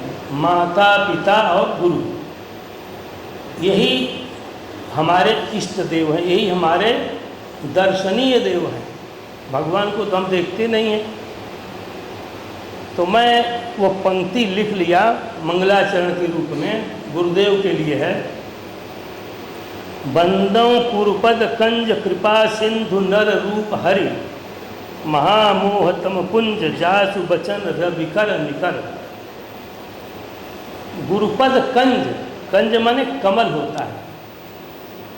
गुरुपद रूपी जो कमल है, मैं उसी की वंदना कर रहा हूँ। वो कैसे हैं जिसकी वंदना कर रहा हूँ? तो कृपा सिंधु नर रूप हरि, कृपा के सागर हैं। आप लोग घटा लीजिएगा, यहाँ जितने लोग, कम लोग बैठे हैं, आप लोग विद्यार्थी नए पुराने मिला करके जो भी हो, लेकिन हम सभी मित्र जो लोग हैं, आश्रमवासी हैं, ये घटता है कि नहीं घटता है कि कृपा सिंधु, कृपा के सागर है। और शरीर को धारण किए हुए नर रूप हरि हैं, नर के रूप में साक्षात भगवान के स्वरूप हैं। और महामोह तमपुंज, महामोह, हम लोग पचड़े में फंसे हुए हैं। आपको ख्याल नहीं आएगा, संसार रूपी जो पचड़ा है, संसार रूपी जो सागर में कीचड़ है, उसमें हम फंसे हुए हैं। उसके लिए क्या है? जासु बचन रविकर निकर। जासु जिसके वचन, जिसकी वाणी क्या है? रविकर, कर माने किरण। रवि का जो किरण है, रवि एक होता है, भगवान एक हैं, गुरुदेव एक हैं। तो एक ही सूर्य की यथा घटपट मठादीन प्रकाशयति, जैसे वो सूर्य कहाँ बैठा है, लेकिन उसकी किरणें जगत में जगत वितत्य फैल करके घटपट मठादीन सर्वान पदार्थान प्रकाशित, वो प्रकाशित कर देता है। तो ऐसे गुरुदेव की वाणी हम स्मरण करते रहें। वो जो कहते हैं वो किसके लिए कहते हैं, ये कभी सोचा है? तो मैं जो बोल रहा हूँ ये अहंकार का शब्द है, मैं नहीं बोलना चाहिए, चलिए उसको छोड़ देते हैं। फिर लिखा, बंदों पुरपद पदुम परागा, सूरज सुबास सरस अनुरागा। आज गुरु के ऊपर ही बोलूँगा, क्योंकि आप लोगों के लिए आश्रयदाता हैं। और यहाँ उपलक्षण है, गुरुदेव के कहने में उपलक्षण है। अन्यार्थापि बोधको भवति। आप लोग भी गुरु हैं, सब लोग गुरु हैं, लेकिन खाली ज्ञानदाता गुरु हैं, अर्थात शिक्षा गुरु हैं। और गुरुदेव तो दीक्षा शिक्षा दोनों समर्थ हैं। हमारे यहाँ कहा गया यथोत्र मुनिनाम प्रामाण्यम, दो माने दोनों से वैशिष्ट गुरुदेव हैं। हमारे में एक ही विशेषता है। जैसे परशुराम ने कहा कि हमारे में तो एक परशु ही अधिक था, लेकिन आप में तो सब कुछ है, इसलिए अपना धन उनको दे करके चले गए। तो इसलिए बंदों गुरुपद पदुम परागा, मैं ऐसे गुरु के पदुम के कमल चरण के पराग की वंदना करता हूँ। कैसी है? कहा सुरुचि, आहा क्या रुचि प्रकट करता है। और सुवास फैलती रहती है निरंतर, नई नई सुवास। और अनुराग, अनुराग कैसा है? रस से तरबोर है, रस से भरा हुआ प्रेम है। ये हम लोग जो हैं, जो रह रहे हैं, बच्चे हैं, आ जाते हैं, एक चला गया, कल पढ़ने वाले लड़के आए तो कहे गुरु जो चला गया, हम कहे देखो ये पेड़ है, पेड़, इसमें रोज पक्षी आएंगे, उड़ जाएंगे, अच्छे पक्षी आएंगे, खराब भी आएंगे। तो किसी पक्षी के लिए नहीं हम रो रहे हैं। आप लोग पक्षी हो लेकिन अच्छे पक्षी बनो, गिद्ध जैसे पक्षी नहीं बनो, बराबर। अमीय मूरी में चूरन चारू सकल समन भव रुज परिवार। और कैसा है? अमीय मूरी में, मूरी माने मूल, जो अमी माने प्यार का मूल है, अर्थात औषधि का मूल है।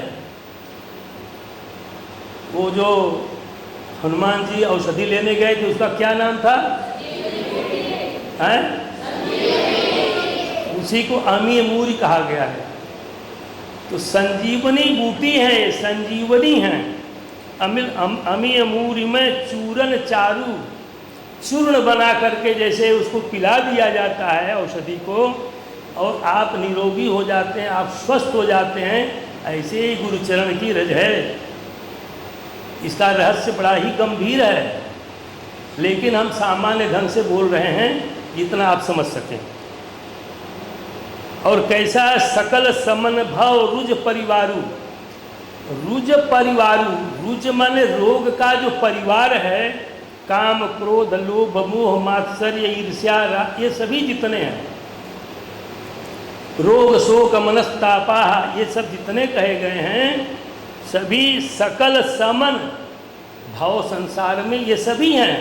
उसका माने केवल एक गुरु का चरण रज हमारे पास रहे, हृदय में रहे, मन में रहे, निरंतर उसी का चिंतन करते रहें, तो सकल समन सभी समाप्त हो जाता है, सभी समन हो जाता है। और कैसा है? श्री गुरुपद नख मणिगण ज्योति सुमिरत दिव्य दृष्टि ही होती। सो नहीं रहा कोई नहीं? तुम लोगों के लिए ही बोल रहा हूँ। आज तुम जैसे दिनेश जी बोले हैं, सौरभ सोलंकी जी बहुत सारी बात, बड़ी अच्छी बात कहें, 3 सूत्री उनकी व्याख्या रही है, ध्यान देना, मैं उसको पूछूंगा। माने आप लोग आज वहाँ बैठे हैं तो कल वहाँ बैठेंगे, परसों यहाँ आएंगे, ऐसा दिनेश जी कहे ना। आचार्य जी के शब्द यही थे ना कि आप जहाँ बैठे थे वहीं कल हम भी बैठे थे, आप भी कल यहाँ आ जाएंगे। इसलिए श्री गुरु पद नख और जितनी दिनेश जी में कला है, उस कला को प्रकट करने की जरूरत नहीं है। उनके भीतर एक गुण है, उनको कोई छोटा काम तो लगता ही नहीं और कोई बड़ा काम नहीं लगता है। झाड़ू लगा दिए। उस दिन हम ऐसे कोई चर्चा कर रहे थे तो नवीन जी हमसे क्या कहे, वहाँ लैट्रिन बाथरूम साफ करना था, तो ये झाड़ू लेकर के लैट्रिन बाथरूम साफ करने लगे। हमारे यहाँ ऊपर तीसरे मंजिल पर दरवाज़ा बंद हो गया, हवा से टकरा टकरा करके आंधी आई थी। तुम लोगों के लिए बोल रहा हूँ भैया, वो पीछे से दरवाजा लॉक हो गया, कुंडी लॉक हो गई। अब ये संयोग से हम दोनों उसी दिन सुबह पहुँचे थे, तो वो कह रही हैं कि किसी काम वाले को बुलाइए, ऊपर से तीसरे मंजिल पर चढ़ करके पीछे दरवाज़ा खोलेगा। ये कहे गुरु जी चलिए देखा जाए। तो बगल वाला जो था उससे ऊपर एक सीढ़ी और चढ़ जाएंगे, एक सीढ़ी लगा देंगे लकड़ी की, तो हम उसको खोल देंगे। एक ऐसा मैंने सामने वाले के पास थी सीढ़ी, उसको ले आए, उसके मंजिल पर चढ़े, उसको सीढ़ी लगा के ऊपर चढ़ के दरवाज़ा खोल दिए। और वो जिसकी सीढ़ी थी कही कि ये भारी वजन वाले हैं, ये तुम्हें सीढ़ी टूट जाएगी, लेकिन कुछ नहीं हुआ, दरवाज़ा खुल गया। आपको भी इसी आश्रम में ये सब सीखना है। छोटा कोई काम नहीं मानो, बड़ा काम मत मानो, बड़ा को छोटा स्वीकार करके कर लो, बराबर। देखो यहाँ गुरुपद की जो नख की मणि है, गण माने समुदाय, मणि है, उसको मणि बताया है, उससे निकलती हुई जो ज्योति है, प्रकाश है, तेज है, उसको यदि हृदय में रखते हो सुमिरत दिव्य दृष्टि ही होती। ही माने हृदय में, तुम्हारे हृदय में एक दिव्य प्रकाश प्रकट हो जाएगा। कहीं जाने की जरूरत नहीं है। मोह को कहाँ ढूंढता बंदे, मैं तो तेरे पास में, कहीं जाना नहीं है, यहीं बैठो, यहीं सब कुछ है। तुम लोग बाद में समझोगे, लेकिन इस बात को हृदय में रख लो कि एक दिव्य मूर्ति जो चलती फिरती मूर्ति है, चलता स्वरूप है, जो हम मूर्ति जिसकी पूजा करते हैं वो चलती नहीं है, और उसमें हम दिव्य भावना करते हैं कि हमारे भगवान इष्ट देव हैं, तो वही भावना हम अपने गुरु में क्यों न करें। दलन और कैसा, दलन मोह तम सोच प्रकाशु, तम रूपी अंधकार, तम मने अंधकार रूपी जो मोह है उसको दलन करने में समर्थ है। अंधकार को, अंधकार कैसा है, मोह, जगत का जो मोह है उस मोह को नष्ट करने में भक्तों के हृदय में बैठा जो मोह है, गाढ़ा अंधकार है, अज्ञान का अंधकार है, उसको नष्ट करने में समर्थ है। ये सब कब होता है, बड़े भाग, जिसकी बड़ी भाग्य होती है। हमारे देखिए, नाम क्यों भूल जा रहा हूँ, हैं, हाँ हैं, विवेक जी, विवेक जी विदेश से यहाँ चले आए, वहाँ नौकरी कर सकते थे, अच्छी पढ़ाई थी, अच्छी शिक्षा थी, अच्छा ज्ञान था, लेकिन गुरुदेव के चरण में लव लग गया है, प्रेम लग गया, जिसे भी हो जाएगा। राखी दीदी की यही स्थिति है, उनसे अभी कुछ कहा जाए तो वो उनकी आंख से आंसू ही बहते रहते हैं। तो ये भाव यदि अपने में आ जाता है तो बड़े भाग, जो बड़े भाग्यवान होते हैं उन्हीं के उर आवे जासु, उसी के हृदय में आता है। इसलिए मैं इस बात को यहीं विराम देता हूँ, लेकिन विशेष रूप से एक और बात कहता हूँ कि हम कुछ भक्ति पर चले गए। ये विद्यालय की बात है, सत्र के आरंभ की बात है, तुम लोगों के लिए कुछ बोलना है। एक बात जरूर कहूँगा, ध्यान से उसको सुन लो। एकलव्य का नाम सुने हो? कौन था वो? एक किरात था, कोल भील किरात, एक जंगली होते हैं। वो द्रोणाचार्य के पास धनुर्विद्या, क्योंकि धनुर्विद्या में गुरु का जो स्थान था द्रोणाचार्य का सबसे आगे था, वहाँ आया सीखने के लिए। जैसे आप लोग यहाँ सीखने आए हो तो कहा हमको धनुर्विद्या से सीखनी है, तो उन्होंने मना कर दिया। मना कर दिया तो जो स्वरूप था द्रोणाचार्य का, वही स्वरूप एक कुटिया बना करके अपने कुटिया में गुरु द्रोणा की मूर्ति बना दी और उसी को ध्यान में रख करके सरसंधान करता था। एक निष्ठा भक्ति गुरु के प्रति भी होनी चाहिए, एक निष्ठा भक्ति अपने इष्ट के प्रति होनी चाहिए। ऐसे गली गली घूम करके हम भगवान को पकड़ेंगे, ये मूर्ति चले जाए, उस मूर्ति में चले जाएं, वहाँ चले जाएं, कहीं जाने की जरूरत नहीं, एक जगह से सब मिल जाएगा। तो गुरु को भी इसी प्रकार से बताया गया है कि गुरु की मूर्ति बनाया, उन्हीं को देख करके सरसंधान करता था, किसी को बनाया नहीं दूसरा गुरु। चला गया होता और भी कोई गुरु होते। एक दिन ऐसा आया कि गुरु द्रोणाचार्य अर्जुन इत्यादि सबको लेकर के उसी तरफ गए जहाँ वो अपना कुटिया बना के रहता था। इन लोगों के साथ एक कुत्ता जा रहा था और कुत्ता आगे निकल गया। उसने ऐसा बाण का संधान किया है, क्योंकि ये उसके काल्यापन को देख करके ये भूख रहा था। उसके भूखने को बंद करने के लिए बाण मारा और मुख बंद हो गया।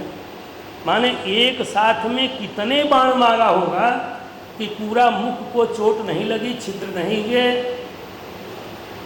और मुख बंद हो गया। ऐसे बाण को लेकर के जब वहाँ आया है तो अर्जुन देखा, कहा अरे ये तो बड़ी दिव्य कला है, यह कला हमारे में तो नहीं। तो गुरु द्रोणाचार्य से कहा ये तो हमसे कोई अधिक धनुर्धर हो सकता है। तो वहीं पर गए द्रोणाचार्य जी, देखा जाए कौन है। वहाँ जब गए हैं तो पूछा है, गुरु द्रोण ही पूछ रहे हैं कि तुम्हारा गुरु कौन है?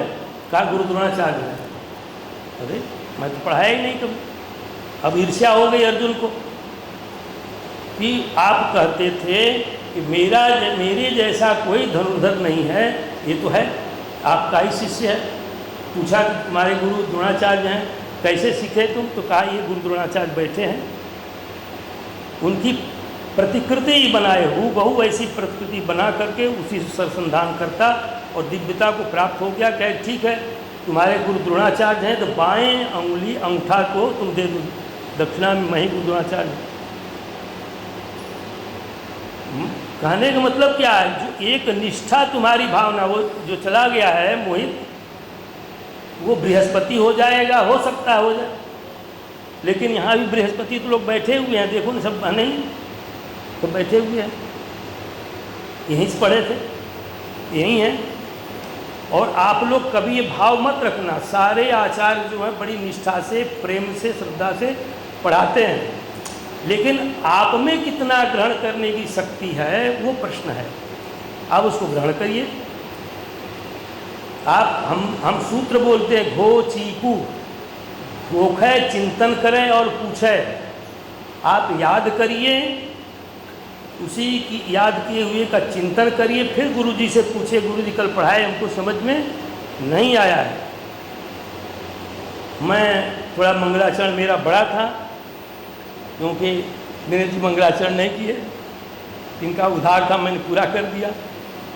और दूसरा ये कि जो विशिष्ट काम है, आचार्याय दुगुणम दद्यात्, आचार्य को दुगुण करना चाहिए। और बड़ा सत्र है, साल बड़ा होता है, इस बड़े सत्र साल के भीतर कोई अमंगल न हो, मंगल में हमारा काम हो जाए। निर्विघ्नम मंगलम आचरेत, निर्विघ्नता समाप्ति के लिए मंगलाचरण करना चाहिए। इसीलिए मैंने मंगलाचरण कर दिया और गुरुदेव के चरण में मैं सादर वंदन करके अपनी वाणी में विराम देता हूँ। जय गुरुदेव।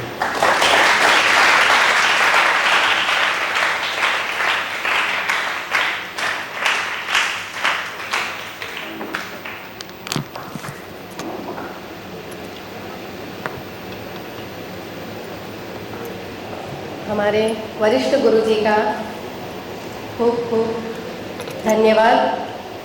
उन्होंने हमें गुरु की महिमा बताई, ये हमारे जीवन में क्या उनका स्थान है। जैसे मैंने बोला था, त्वमेव माता च पिता, फिर मैं आगे बोल ही नहीं पाई थी, क्योंकि उनका नाम आते ही अपने शब्द में व्यक्त नहीं कर पाती हूँ।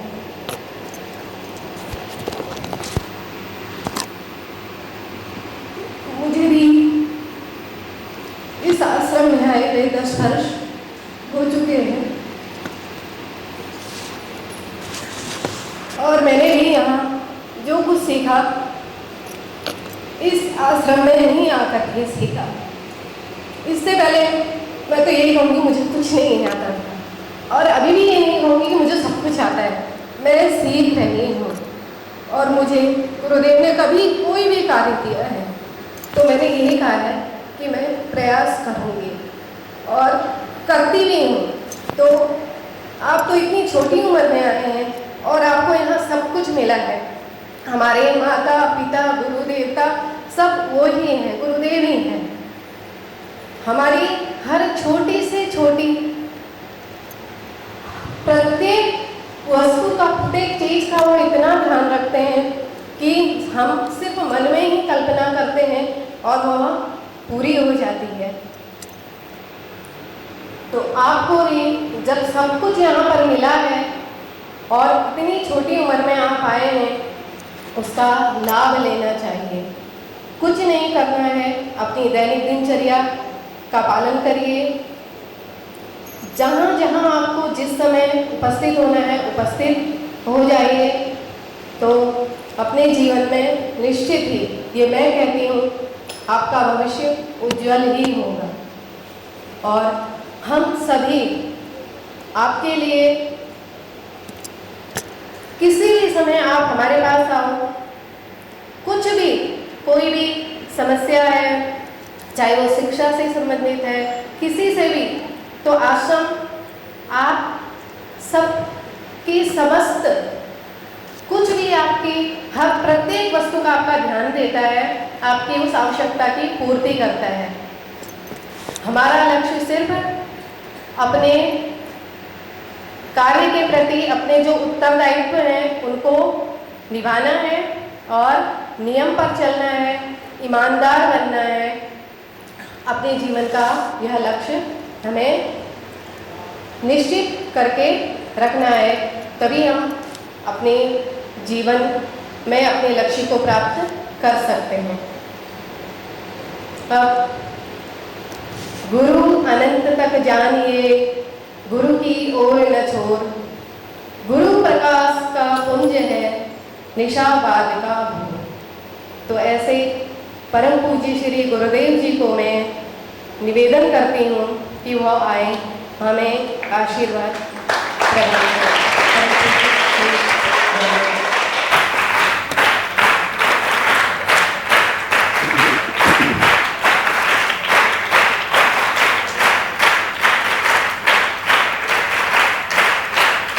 सद्गुरुनाथ महाराज की जय। ताली आप अपने जगाने के लिए बजाए होंगे, ऐसा मैं मानता हूँ। आपको अपने विद्यालय का जो ध्येय वाक्य उसका श्लोक आता ही होगा, नहीं? बोलो। नमोस्तुते व्यास विशाल बुद्धे पुल्लारविन्दाय तपत्रवेत्र येन त्वया भारततैलपूर्णा प्रज्वालितो ज्ञानमय प्रदीपः। सभी का बड़े प्रेम सम्मान से हार्दिक स्वागत। हमारे इस श्री मुक्तानंद संस्कृत महाविद्यालय का 26वां या 27वां, जिसे भी आप गिनो, सत्र प्रारंभ होने जा रहा है। कहाँ हम 3 छात्रों से प्रारंभ किए थे। एक हमारे आचार्य गुरुजी श्याम सुंदर झा जी, और आज करीब 21 के आसपास सब दोनों पक्षों को मिलाकर संगीत, कंप्यूटर और हमारे पंकज रावल जी, सभी को मिलाकर इतने आचार्य, और आपकी भी संख्या करीब 250 के आसपास। और भी छात्र हम ले सकते हैं, छठी में, 9वीं में, 11वीं में, शास्त्री में, आचार्य में। मुख्य मैं हमेशा ही सभी से कहता हूँ कि हमारा सबसे बड़ा जो उद्देश्य इस विद्यालय का है कि सज्जन बनाना है। क्योंकि एक व्यक्ति आता है, जन्म लेता है, फिर उसका अपना प्रारब्ध, उसके अपने घर के संस्कार, बहुत सारी बातें होती हैं। पत्थर पत्थर होता है, सोना सोना होता है, फिर उस पत्थर की मूर्ति बनती है, सोने का आभूषण बनता है। वैसे हम भी समझो पत्थर है, सोना है, फिर हम सब में कुछ न कुछ एक विशेषता, उस विशेषता को निखर कर ले आना है। तो हमारे जितने भी आचार्य यहाँ बैठे हैं, ये सब जैसे दिनेश जी ने कहा यहीं पढ़े, हमारे बीच ही बड़े हुए। कभी कभी फ्रेम में इनकी जवानी की फ़ोटो आती है तो मन और मुख पर एक मुस्कुराहट आती है आनंद की कि अरे ऐसे भी थे या दिखते थे। और करते करते आज उनको भी यहाँ 20-21 वर्ष हो गए, तो उनका भी एक बड़ा समर्पण है, त्याग है कि यहाँ इस आश्रम के अंतर्गत रहना, सेवा देना और नौकरी नहीं समझना। ऐसा मैं मानता हूँ कि प्रातःकाल से लेकर हमारा दिन आपको पता ही है 5 बजे प्रारंभ होता है, रात्रि सब होते होते करीब 9 बज जाता है। और कभी कभी तो ऐसा लगता है कि कब मैं अपने शैया को खोजूं और कब मेरी नींद लग जाए। नींद लग भी नहीं, नींद तो मैं मानता हूँ कि शायद शैया की ओर जाते जाते लग जाती है, बस शैया मिलनी चाहिए। ये बाबा मुक्तानंद जी कहते थे कि बड़ी वरदान है कि बहुत सारे लोग हैं जिनको नींद नहीं आती है, नींद की त्रास है। तो हमारा सौभाग्य है कि हम यहाँ रहते रहते इस दिव्य वातावरण में, जैसे हमने हमारे सौरभ जी से सुना, सीमा से सुना, अनुशासन। परसों ही किसी से मैंने कहा कि नस्या कराओ। जिस दिन हम सोमवार को अमावस्या को देवेश्वर में अभिषेक कर रहे थे तो बाहर आपने देखा होगा कि कनु भाई सबको नस्या कर रहे थे, तो उसने मुझे देखकर मुस्कुराया। मैंने ध्यान नहीं दिया, फिर बोले कि मैं दर्शन करते करते यहाँ बाबा मुक्तानंद जी के पास आई तो वहाँ ऋग्वेद का एक सूक्त है, प्रतिया शासमिनवती, जो पालन करता है वही शासन कर सकता है। यानी गुरु के दिए हुए जो आज्ञा है उसका पालन करता है तो वही कुछ कर सकता है। तो बोले कि वो पढ़ा तो मुझे लगा कि फिर मुझे नस्या करना चाहिए। पहली बार जीवन में बोले इतने साल से यहाँ आती हूँ मैंने नस्या करवाई। तो हमारे सबके जीवन में एक ऐसा क्षण आता है, ऐसा एक मौका आता है जब अपने को लगता है कि अरे ये तो मुझसे होगा नहीं। प्रातःकाल योग के बाद कई हमारे नन्हे मुन्ने कहते हैं, मतलब सर में दर्द होता है, आँख में जलन होता है नस्या कराने से, तो सोचते हैं कि कोई पूछे ना, कोई देखे ना। जैसे आज परिक्रमा भी प्रातःकाल कर रहे थे, सबसे निवेदन किया कि 5 करना। कुछ बहुत अच्छे थे, पूछा तो बोले नहीं 3 ही हुआ है, 4 ही हुआ है। कुछ और भी अच्छे थे, बोले 10 हो गया है। मैंने कहा 5 का 2 तो 10 हो जाता है। ये सब आज हमें ऐसे लगता है कि क्या परिक्रमा, क्या नस्या, क्या ये सारी बातें, लेकिन इस छोटे उम्र में ही अगर हम इन सब बातों का अनुशासन और पालन करेंगे, किसके साथ जो हमको बताया, एक निरंतरता, एक सम्मान के साथ, यानी निरंतर उस बात का हम पालन करें और एक भाव के साथ, और भाव के साथ करेंगे तो फलान्वित होगा। तो आप सभी को इस सत्र के लिए खूब खूब हार्दिक बधाई।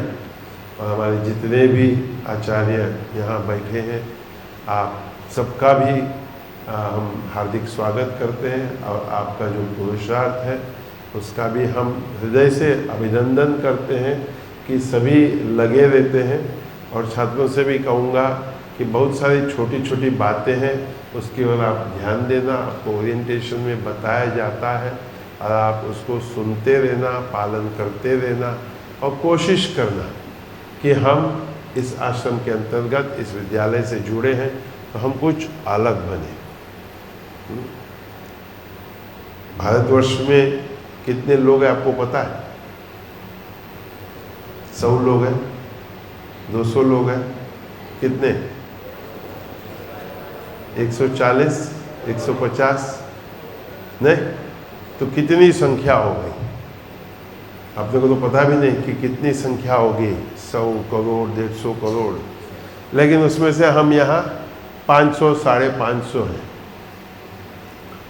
कुछ प्रतिशत भी, मतलब 1% भी नहीं है हम सब मिलाकर। तो हम इतने थोड़े से लोग मिलकर कुछ कर सकते हैं, ये संभव है। तो यही आशा रखता हूँ, और आपने सभी से कुछ न कुछ सुनाई है, उन बातों में से कुछ न कुछ आप अपने जीवन में अपना, और मिलते रहेंगे, बातें करते रहेंगे, और कुछ न कुछ अच्छा बने। और पुनः जो हमारे साथ यहाँ निरंतर रहते हैं मान सम्मान और प्रेम के साथ, आप सभी का खूब खूब अभिनंदन करता हूँ, धन्यवाद करता हूँ कि ये बाबा मुक्तानंद जी का एक विचार, एक भाव, उसको हम लेकर के आगे चलते हैं। हमारे सीमा जी का भी खूब खूब अभिनंदन कि इस मास भर में उन्होंने खूब सारा नया नया सीख रही हैं, कर रही हैं, और विद्यालय को हमारे देवाचार्य सत्यराज जी गए तो जिम्मेदारी उनको सौंप के गई। आज दिनेश जी ने कहा कि संचालक का भी वही करेंगे। मैंने कहा बहुत अच्छी बात है कि यही हम सबको, मैं मानता हूँ, जीवन में करना है कि एक हमको अवसर प्रदान किया जाता है, एक हम कर सकते हैं, नहीं नहीं नहीं नहीं मुझसे होगा ही नहीं। अधिकांश मनुष्य यही करता है कि नहीं नहीं, भयभीत हो जाता है, या हम कहते कि कोई बात नहीं, आप सभी का सहयोग है और हम चलते हैं। तो इसे ही हम सबको करना है, यही भावना और प्रार्थना करता हूँ आप सभी से, और सभी का पुनः अभिनंदन करता हूँ कि आपका वर्ष या आपका सत्र बढ़िया है। मैं हूँ, कहीं नहीं जा रहा हूँ, ऐसे न सोचना कि आज सत्र प्रारंभ हो गया।